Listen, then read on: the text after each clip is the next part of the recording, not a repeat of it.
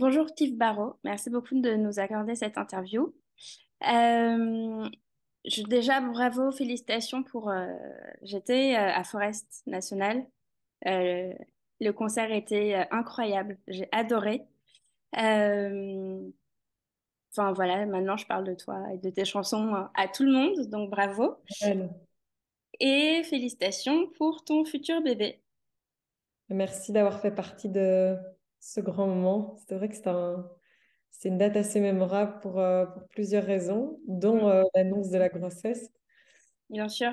C'était une très belle manière de clôturer la tournée en salle de Aloha et c'était une très belle façon de pouvoir l'annoncer aussi, de partager cette grande nouvelle. Donc, ouais, c'était un grand moment. Ça va être un beau moment qui va rester gravé, ça c'est sûr. En tout cas pour moi, j'espère que pour le public aussi. Mais évidemment, bien sûr, il l'est déjà. Déjà, ouais, il y a pas mal de retomber dans ce sens-là. Donc franchement, bravo. Alors, la première question, c'est quelle est la grande leçon que tu as apprise en créant et en partageant ta musique avec le public, avec le monde, avec tous les gens qui t'écoutent? La grande leçon que j'ai apprise, il y a plein de choses, il y a plein de choses. Les deux plus grands enseignements, la première, c'est probablement la chance que j'ai et l'importance que c'est de pouvoir s'entourer de personnes en qui on a confiance dans ce métier, parce que c'est un métier qui est pas facile, qui peut présenter de nombreux écueils un peu compliqués. C'est parfois un parcours du combattant et puis surtout, le métier d'artiste, c'est un métier dans lequel on fait jouer énormément, on y met énormément de sensibilité, on y met énormément de soi et donc ça fait du bien et c'est important pour pouvoir donner le meilleur de soi, de pouvoir aussi être entouré de gens qui nous font sentir bien et qui nous font sentir en confiance. Et ça, j'ai cette immense chance et je suis tellement reconnaissante d'avoir su créer cette petite famille autour de moi qui me permet de faire mon métier quotidiennement. C'est grâce à eux voilà, que j'ai pu faire aboutir ce rêve de petite fille. Le deuxième enseignement euh, que j'ai appris avec le temps, c'est que j'avais choisi ce métier pour les mauvaises raisons et heureusement, j'ai fini par trouver les bonnes raisons de le faire. C'est-à-dire que je sais que quand je me suis engagée dans ce métier, il y avait un besoin de reconnaissance, il y avait un besoin de validation, de prendre la lumière, qui est probablement lié à un manque de confiance en soi, un manque d'amour propre, sans doute. Ce qui est paradoxal, hein, parce que quand on manque de confiance en soi, comme ça, aller s'exposer devant des milliers de gens, c'est quand même, c'est quand même, c'est un petit côté un peu, ouais, pas très normal. Mais avec le temps, j'ai compris qu'en fait, c'était pas comme ça que je parviendrais à remplir ce manque d'amour-propre, justement. Et c'est quand des personnes ont commencé à venir me trouver après les concerts en me disant que ma musique pouvait leur faire du bien, ou peut-être que mon concert les avait aidés dans un moment compliqué dans leur vie, ou leur avait permis d'échapper à leur réalité le temps d'un moment, que je me suis dit, tiens, ça, c'est vraiment les bonnes raisons et les vraies raisons pour lesquelles j'aime ce métier, j'aime faire ce métier, pour lequel il me nourrit de l'intérieur, quoi. Voilà, en résumé, ça commence fort cette question. Très bonne réponse, non, franchement, très bien. Et en plus, on le voit, ton côté généreux, ton côté humain dans ton concert. Euh, on voit que tu es hyper généreuse et tu mets en lumière toutes les personnes qui t'accompagnent et c'est hyper agréable de ressentir ça. Ah bah écoute, ça me touche beaucoup. Bref, ouais, souvent, malheureusement, on a souvent l'impression qu'une chanteuse sur scène, bah, c'est la chanteuse et puis le reste, voilà. Pour moi, c'est super important que les gens réalisent que c'est une équipe et d'autant plus après toute cette période de Covid où on sait que notre secteur a énormément subi et les personnes qui travaillent dans l'ombre ont éprouvé beaucoup de difficultés parce que par cet énorme manque de considération de la part des autorités qui n'avaient pas du tout conscience que c'était ces personnes-là qui nous portent et qui nous permettent justement de pouvoir faire notre métier, quoi. Donc, ouais, c'est une famille en plus. Donc, c'est important pour moi de pouvoir aussi les mettre en avant parce qu'ils me portent. Bah, ça se ressent. Enfin, c'est pas que enfin, ce qui se ressent, c'est pas eux qui te portent, c'est qu'il y a une cohésion et une super, enfin, il y a de l'amour entre vous et ça, c'est hyper agréable Top. de sentir ça. Tout à l'heure, tu parlais de ton rêve de petite fille et je voulais savoir quand est-ce et comment tu as commencé à t'intéresser à la musique et comment tu es devenue chanteuse. Euh, j'ai commencé à m'intéresser à la musique forcément grâce à mes parents parce que bah, j'ai des parents qui sont très mélomanes et puis surtout qui nous ont, parce qu'on est trois enfants dans la famille, qui nous ont tout de suite donné la chance de pouvoir faire un instrument de musique, de pouvoir participer à des cours de musique, des cours de solfège, etc. Donc, en fait, assez vite, on a été plongé dans la marmite quand on était petit parce que nos parents nous ont pas vraiment laissé le choix, en fait. C'était pas, tiens, qu'est-ce que tu veux faire comme activité extrascolaire ou qu'est-ce que tu veux faire, oui. C'était, qu'est-ce que tu veux faire comme instrument de musique? Et donc, bah, on lance le premier instrument de musique qui nous vient spontanément en tête. Et puis, nos parents nous ont mis dans les cours et ont essayé voilà, de nous donner la discipline et de courir à droite à gauche pour nous conduire au cours et qu'on puisse développer cette compétence-là, j'ai envie de dire, bah, à côté de toutes les activités extrascolaires qu'on avait envie de faire, quoi. Donc c'était ça, mais c'était aussi le sport, le théâtre, la danse. Enfin, vraiment, je suis très très reconnaissante parce que nos parents nous ont quand même rapidement mis là-dedans. Et finalement, bah, en fait, on a tous les trois des parcours très différents, mais ça m'a personnellement très vite accroché, ça a très vite été un moyen pour moi d'expression. Et en fait, j'ai assez vite commencé à écrire des petites chansons sur mon piano parce que c'était une façon pour moi de pouvoir exprimer certaines choses que je n'arrivais pas à exprimer au quotidien. Et finalement, quand j'ai commencé mes premiers jobs d'étudiant, hasard ou pas, j'ai atterri dans un piano-bar et j'ai fini derrière le piano à jouer 2, 3 heures par soir. Et puis voilà, en fait, j'ai construit mon petit rêve comme ça, qui était ancré en moi, euh, de façon assez intuitive et spontanée. Je sais pas trop comment les choses se sont mises, mais elles se sont mises. J'imagine que c'est ça qu'on appelle une vocation, quoi. Quand on réfléchit pas trop, on fait mais voilà, les choses s'alignent, les choses se mettent. Même s'il y a quand même eu quelques portes à défoncer, quelques obstacles à franchir, mais ouais, je dirais que ça a commencé un peu comme ça. Merci beaucoup. Alors, d'ailleurs, donc tu disais que c'est tes parents qui vous ont plongé dans la musique. Est-ce que tu te souviens de ce que vous écoutiez chez vous quand vous étiez petit? Quels sont les artistes qui t'ont inspiré? Et en général, quelles sont tes sources d'inspiration? Ça a été le mélange je dirais, de trois courants. Il y avait évidemment la musique que mes parents écoutaient avant tout.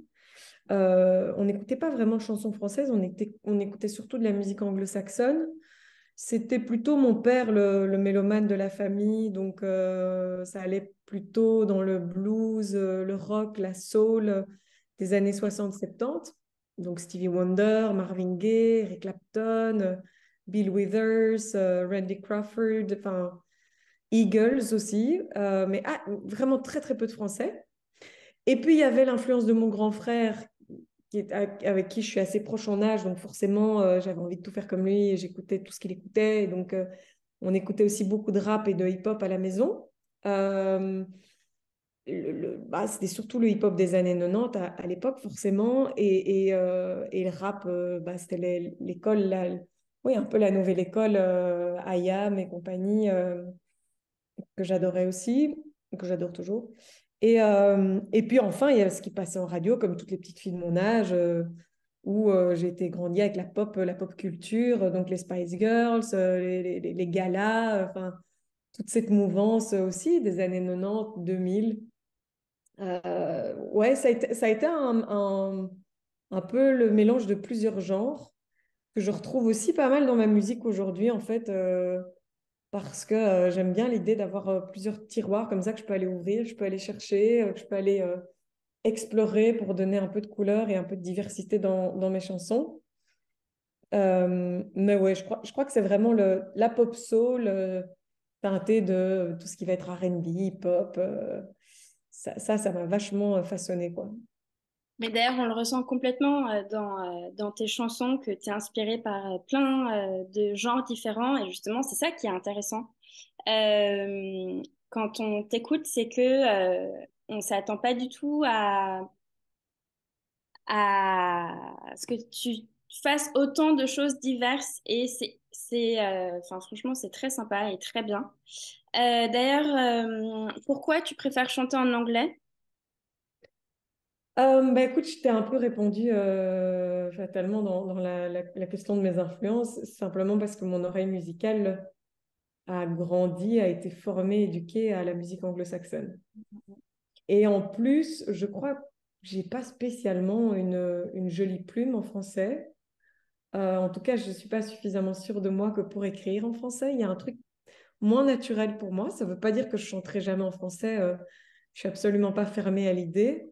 Mais jusqu'à présent, j'ai toujours tout fait toute seule, écriture, composition et tout ça. Et c'est toujours naturellement venu dans une espèce de yaourt qui d'abord ressemblait à de l'anglais et puis qui est devenu de l'anglais. Mais donc, ouais, c'est comme ça que ça vient chez moi. Et quel style de musique t'as pas encore touché? Parce que tu as touché à plein de styles et de genres différents. Qu'est-ce que t'as pas encore fait? Ouais, il y en a plusieurs, hein. J'allais dire l'opéra, mais en fait, je m'amuse un peu avec. Je me suis un peu amusée ces derniers temps à aller explorer ça de mon côté. Est-ce que je vais injecter ça dans mon prochain album? On verra. De l'électro, je suis moins dans tout ce qui est électronique, techno, drum and bass, voilà, toute cette école-là que j'adore, hein. J'adore écouter ça quand je suis en soirée, mais c'est pas la musique que je fais. Euh, mais il n'y a pas de genre en particulier que j'aime ou que j'aime pas. Il y a tellement de genres qui existent, le fado, la bossa nova, je pourrais encore aller explorer. Ouais, il y en a plein. Il y en a plein. Ce serait dur de tous les citer. Bien évidemment. Tout à l'heure, tu parlais des obstacles et des défis qui ont été compliqués quand on veut devenir une artiste, que tu as réussi à dépasser. Est-ce que tu peux expliquer le plus gros défi ou un ou deux défis auxquels tu as été confrontée? Bah, il y en a un que je t'ai déjà abordé plus ou moins brièvement, qui est celui de trouver les bonnes personnes. Trouver des personnes qui croient en toi, qui ont foncièrement à cœur de te porter dans ton projet et de faire de ton projet aussi leur projet. J'ai quand même eu beaucoup de chance à ce niveau-là. C'est hyper important de pouvoir travailler avec des gens en qui tu as confiance et c'est quand même pas un métier simple pour ça. Aussi trouver des gens qui te comprennent. Euh, et puis, ouais, je dirais que par rapport à mon histoire, le plus gros défi, ça a quand même été ma voix. Ça reste ma voix, ça restera toujours ma voix, puisque j'ai un kyste sur les cordes vocales depuis que je suis toute petite. C'est une pathologie qui vient immobiliser, si tu veux, une partie de la corde vocale. Et si c'est pas bien suivi, si c'est pas bien traité, ça peut donner lieu à des grosses complications. Euh, Notamment le fait de perdre la voix sur scène, ce qui m'est déjà arrivé il y a quelques années. Ça a été le début d'un long parcours du combattant parce que j'avais le choix de faire opérer cette voix. Enfin, c'était même la seule solution possible selon le médecin au départ. Et en fait, j'ai refusé en sentant que c'était pas le chemin que je voulais emprunter, que c'était pas la bonne solution pour moi. Et donc, j'ai commencé une espèce de travail en profondeur, à la fois introspectif, à la fois technique, à la fois psychologiques sur comment fonctionnait cette voix, pourquoi elle fonctionne comme ça, comment la faire fonctionner avec cette pathologie, cette caractéristique justement qui fait qu'elle sonne comme ça. Comment l'apprivoiser, quoi, et comment pouvoir réussir à la fortifier suffisamment pour pouvoir faire deux, trois concerts par semaine sans qu'elle flanche, quoi. Et ça m'a apporté plein de choses, ça m'a apporté plein d'enseignements. Je te dis sur le plan psychologique, évidemment, parce que j'ai dû aller explorer tout ce qui se passait derrière cette blessure, derrière cette voix, sur le plan technique, la technique vocale, sur le plan aussi euh, de ma routine alimentaire, sportive, physique, quotidienne. Et ça amène pas mal de sacrifices, un peu à l'instar des sportifs, puisque la voix est un muscle, donc ça doit être un muscle qui doit être préparé avant une compétition, avant un marathon, qui doit être entraîné.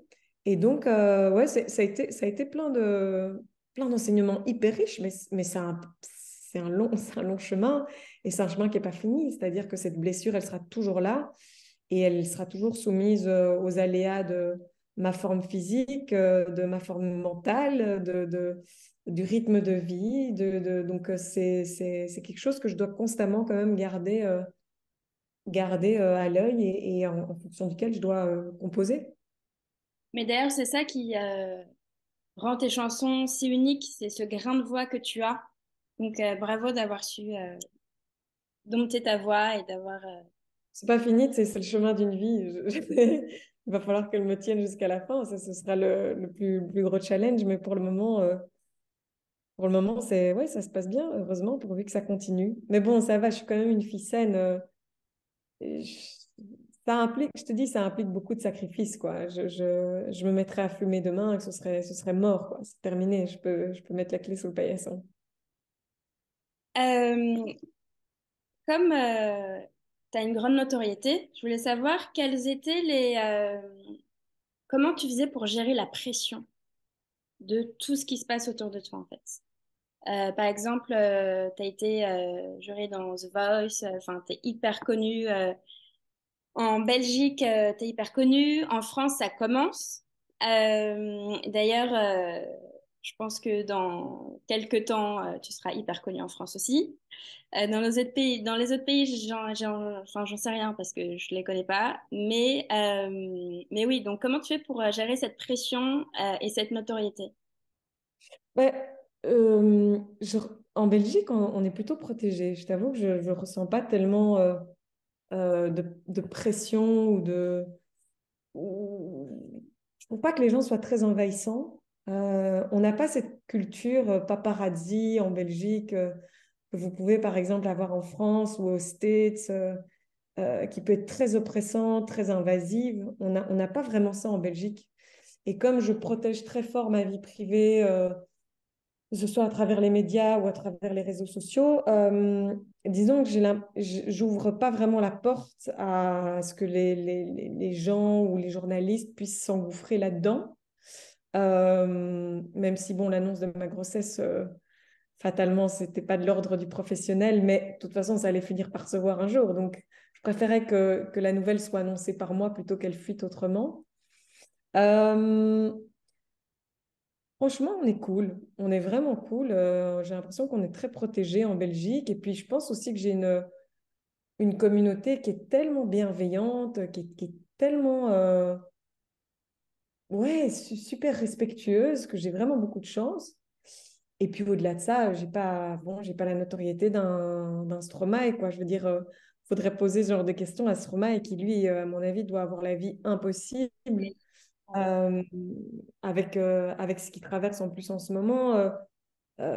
Ouais, bon, franchement, c'est assez cool. Bon, après, je fais quand même plus attention qu'avant. Je vais plus au supermarché en pyjama le matin quand je me rends compte que j'ai oublié un truc dans mon frigo, quoi. C'est quand même de faire attention à ça. Mais, euh, mais non, les gens sont relax. Et ouais, non, c'est vrai qu'en Belgique, je ressens ça par rapport à la France. Et c'est un pays qui est hyper cool en fait. C'est agréable. On va parler de tes concerts. Quelle est ton impression préférée quand tu fais un concert? Et comment tu te prépares pour tes concerts en fait? Mon impression préférée quand je fais un concert. En fait, c'est un cocktail de tellement de choses, un concert. C'est une espèce de tornade, de tsunami d'émotions, de ressentis, d'énergie. Je crois que ce que je préfère, c'est les échanges d'énergie constants quand on est sur scène et que tout roule et que tout est fluide comme ça. Les échanges d'énergie qu'il peut y avoir entre les musiciens et moi, et puis le public et nous sur scène. Il y a, ouais, c'est hyper riche. Euh, c'est hyper riche. Il y a plein de trucs que j'adore en concert. Bon, forcément, sinon je ne le ferais pas. Mais en même temps, on adore les concerts et on les déteste parce que l'état dans lequel parfois on peut se mettre avant de monter sur scène, c'est quand même, il y a un truc pas très naturel comme ça, d'aller s'exposer comme ça devant des milliers de gens, la dose de stress que ça peut, d'angoisse que ça peut engendrer. Enfin, c'est pas pour rien que Brel a arrêté la scène à 37 ou 38 ans parce qu'il vomissait chaque fois avant d'entrer sur scène, tellement il y a quand même une pression, un truc pas très humain dans le fait d'aller s'exposer comme ça. Et en même temps, cette sensation, juste à l'instant où tu sors de scène, où tu as l'impression de t'être dépassé, d'avoir vécu un truc qui parfois est plus grand que toi, d'avoir été porté par tes musiciens, d'avoir été porté par le public. Ça, c'est la meilleure sensation au monde, quoi. J'associe ça souvent à la sensation qu'on peut avoir quand on vient de sauter en parachute pour la première fois et que on arrive les pieds sur terre et qu'on est euphorique parce qu'on l'a fait, on a réussi, on a vécu une expérience juste hors norme. Euh, Chimiquement, il y a un truc hyper fort qui se passe, quoi. Et comment on fait pour gérer ça? J'aimerais bien la recette. Il n'y a pas d'école. Chacun fait un peu comme il peut, avec les moyens qu'il a, avec la personnalité qu'il a, avec la sensibilité qu'il a aussi. Euh, j- j- je me suis vachement aidée pour les avant et les après-concerts de pratiques un peu alternatives telles que la méditation ou le yoga. Euh, qui m'aide parfois à me recentrer, à lâcher prise, à me détendre, ou en tout cas à me recentrer, en tout cas, parce que se détendre avant d'entrer sur scène, c'est quand même pas toujours évident. Mais de toute façon, le plus grand secret, c'est d'être prêt. Il n'y a rien à faire. C'est énormément de boulot en amont. Euh, il faut que le show soit rodé. Il faut que ouais, il faut être prêt. Et puis, une fois qu'on monte sur scène, euh, être capable de lâcher et de se dire, OK, là, je suis dans l'instant présent et je fais les choses non pas parce que je dois les faire comme ça, mais parce que j'ai envie de les faire et parce que j'ai envie de les faire avec le cœur et que j'ai envie que les gens passent un bon moment. Et pour que les gens passent un bon moment, il faut que moi, je passe un bon moment et puis c'est tout, quoi. Il y a beaucoup de psychologique, il y a pas mal de sportifs pour moi en amont qui est lié au fait que j'ai besoin d'une bonne hygiène de vie par rapport à ma voix. Et il y a beaucoup de préparation. Plus tu vas être préparé, plus tu vas réduire la dose l'inconnu, si tu veux. Euh, Je comprends, voilà. je comprends très bien. Tu as parlé de Brel tout à l'heure. Mhm. Tu as fait venir des artistes sur scène. Est-ce que tu as envie de collaborer, j'imagine, mais avec qui, avec quel artiste tu as envie de collaborer? Il y a plein d'artistes avec lesquels j'adorerais collaborer. Euh, c'est un peu difficile d'en isoler un. En tout cas, ce que je peux te dire, c'est que tous les artistes avec lesquels j'ai collaboré jusqu'à présent, ça a toujours été le fruit d'une super rencontre, d'une alchimie qui s'est faite assez naturelle. C'est-à-dire que j'ai jamais été contactée un artiste comme ça en me disant ah, commercialement, ce serait bien.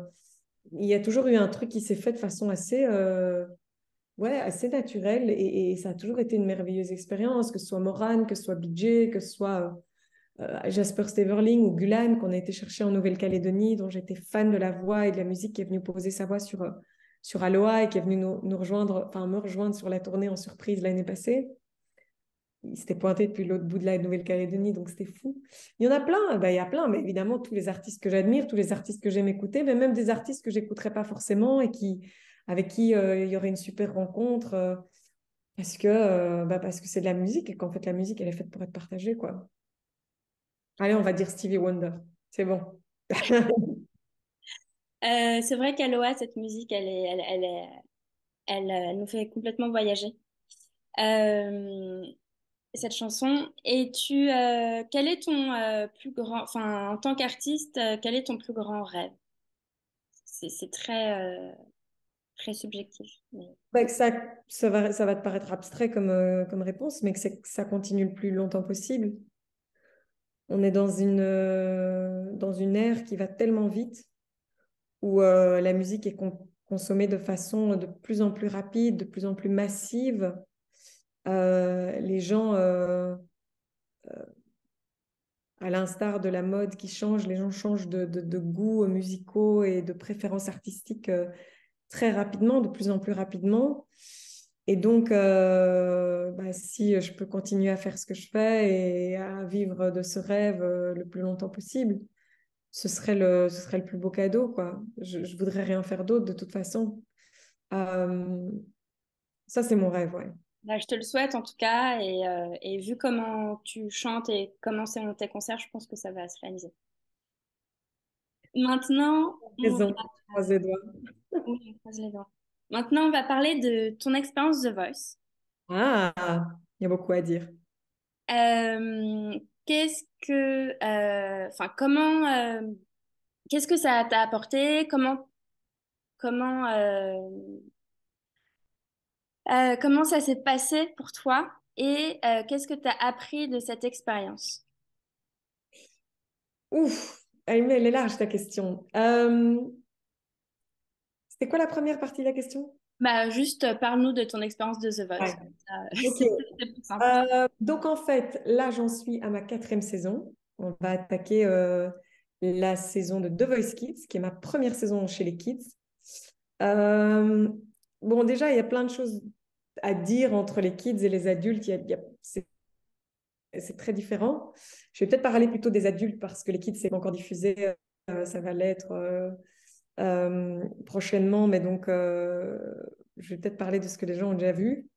Donc voilà, j'ai fait trois saisons en tant que coach adulte. C'est une expérience incroyable, tant sur le plan humain que sur le plan musical. Bon, évidemment, si ça n'avait pas été si incroyable, je n'aurais pas réitéré l'expérience et accepté de re-signer comme ça plusieurs saisons d'affilée. Euh, je m'attendais à ce que musicalement ce soit très riche. Je ne m'attendais pas à ce qu'humainement ce soit aussi riche. Mm. C'est-à-dire qu'en tant que coach, en fait, on, on- on crée des liens avec notre team et on se sent comme ça investi tout à coup d'une espèce je ne sais pas si c'est de mission, mais en tout cas de rôle dans lequel on a envie que le candidat, quel qu'il soit et quelle que soit l'étape dans l'émission où l'aventure s'arrête pour lui, qu'il puisse sortir de là en se disant, je me suis senti respectée et j'ai appris quelque chose. Euh, c'est le plus important pour moi.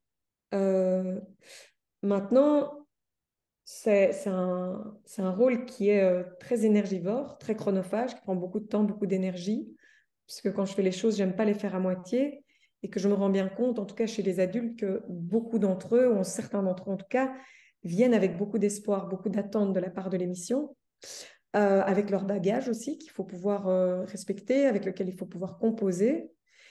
Et le rôle de coach est hyper passionnant parce que c'est du sur-mesure. Vraiment, pour aucune saison ne se ressemble. Et au sein d'une même équipe, aucun talent ne se ressemble. Chacun vient avec son histoire, ses atouts, ses faiblesses. Et vraiment, on va puiser dans notre boîte à outils pour chacun, quoi. Il y en a, on va travailler sur la technique vocale. Il y en a, on va travailler sur l'univers musical. Il y en a, on va plutôt aller vers le psychologique parce qu'en fait, on se rend compte qu'il y a des blocages qui sont au niveau psychologique qui fait qu'il ne peut pas donner le meilleur de lui-même. Euh, il y en a où ça va être de la direction artistique, il y en a où ça va être de de vie, justement, quand on en revient au problème de corde vocale. Chez certains, c'est le mental. Enfin, il y a tellement de choses qui entrent en ligne de compte. Chez certains, c'est l'expression scénique. Que c'est hyper chouette, c'est hyper passionnant parce que vraiment, en tant que coach, on va aller chercher dans notre petite boîte à outils et on fait vraiment du sur-mesure, quoi. Il n'y a pas de réponse toute faite à chaque talent qui vient et c'est vraiment une aventure passionnante, mais qui prend énormément d'énergie, quoi. Et en fait, je pense que j'apprends tout autant, si pas plus, que mes talents parce que le fait d'être à leur contact, euh, au contact de personnalités si différentes, qui viennent de milieux hyper différents, qui viennent d'origines musicales tellement différentes, moi, ça apprend plein de trucs sur le plan humain et sur le plan musical. Tu parlais de tes talents et tu disais que, enfin non, tu disais plein de trucs sur eux, on va pas reprendre, mais en tout cas, à ton concert à Forest National, tu en as fait monter plusieurs et je voulais savoir si tu gardais souvent un lien comme ça avec eux. Bien sûr. Bah, je garde le lien avec ceux qui veulent, évidemment. J'essaye de continuer à les suivre de loin ou de près en fonction de ce qu'ils attendent de moi. Et puis, c'est vrai qu'il y en a sur lesquels il y a vraiment une accroche particulière, un petit coup de cœur, et où bah, j'ai envie de pouvoir aussi euh, les aider d'une certaine façon, essayer de leur donner un petit coup de pouce à mon échelle. Et donc, bah, c'est vrai que mon finaliste de la saison 1, il a fait toutes mes premières parties de la tournée précédente. Ici, mes demi-finalistes et finalistes de la deuxième saison, je les ai emmenés avec moi en tournée. Euh, j'ai fait des petits concerts avec certains d'entre eux. Parfois, c'est moi qui viens en guest surprise sur leurs concerts aussi. Il y en a qui m'envoient leur son, qui me demandent des conseils. Donc voilà, je maintiens un lien avec ceux qui ont besoin de moi et je fais ce que je peux quand ils ont besoin de moi, évidemment. Euh, mais c'est sûr qu'on on coupe rien du tout du jour au lendemain. C'est que on a partagé un truc très très fort et pour certains, on continue à le partager après l'émission.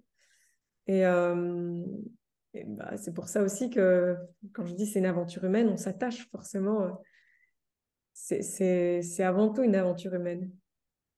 Et quels sont les conseils que tu donnerais à des personnes qui veulent se lancer dans la musique et faire des concerts et devenir artiste? D'être patient, d'être persévérant, euh, de faire confiance à sa petite voix intérieure, de pas tout accepter pour la fame. Mm, Euh, c'est déjà pas mal. c'est vrai. Et toi, qu'est-ce qu'on peut te souhaiter? Et qu'est-ce que tu vas faire ces prochains mois? Bah écoute, je vais m'occuper de ce qui est en train de grandir dans mon ventre là. Même si j'ai quelques dates de prévues encore, quelques prestations, quelques performances. Puis à mon avis, je vais prendre un petit break pour la naissance, question de profiter de cette nouvelle merveilleuse aventure qui se présente à moi. Et puis surtout, là, je travaille à fond sur le prochain album déjà, qui est déjà en très très bon chemin. Donc voilà, on continue. Et si on pouvait me souhaiter quelque chose, eh bien, c'est que mon petit bébé soit en très bonne santé et que mon autre bébé, qui sera mon prochain album, puisse, euh, puisse avoir un beau parcours, une belle vie et que les choses puissent continuer comme elles sont. Ça fait beaucoup. Ça fait beaucoup. T'as Souhaitez-moi bonne raison. chance, quoi. Non, mais franchement, tu as raison. Accepte et demande. En tout cas, moi, je te le souhaite. C'est ce que je pense. Merci beaucoup, Clémence. Je te souhaite la Et même chose. Je te souhaite merci.